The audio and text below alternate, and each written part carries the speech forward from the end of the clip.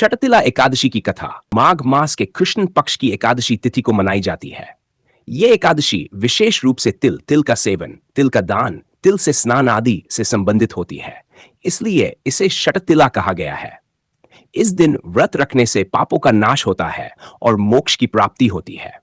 अब जानिए इसकी पौराणिक कथा, षटतिला एकादशी की व्रत कथा। प्राचीन काल में एक अत्यंत पुण्यवती ब्राह्मणी थी।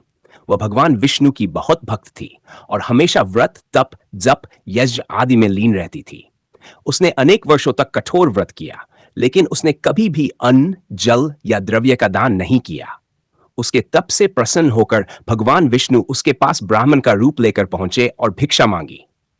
ब्राह्मणी ने उन्हें एक मिट्टी की पिंड, मिट्टी की गोली दे दी। भगवान विष्णु मुस्कुराए और अंतर्धान हो गए। कुछ समय बाद जब ब्राह्मणी स्वर्ग लोक गई तो उसने देखा कि वहां उसके लिए सुंदर भवन है, लेकिन वे सब ठंडे और अन्न जल रहित थे। वह भगवान विष्णु के पास गई और पूछा कि ऐसा क्यों हुआ। भगवान विष्णु ने कहा, तुमने जीवन भर तप किया पर कभी अन्न, जल, तिल आदि का दान नहीं किया, इसलिए तुम्हें स्वर्ग में भी भोजन नहीं मिल रहा है। ब्राह्मणी ने प्रायश्चित के लिए उपाय पूछा। तब भगवान विष्णु ने उसे षटतिला एकादशी व्रत करने को कहा। उसने विधिपूर्वक यह व्रत किया और तब जाकर उसे पूर्ण सुख सुविधाएं प्राप्त हुई। षटतिला एकादशी के दिन 30 प्रकार से तिल का प्रयोग करना चाहिए।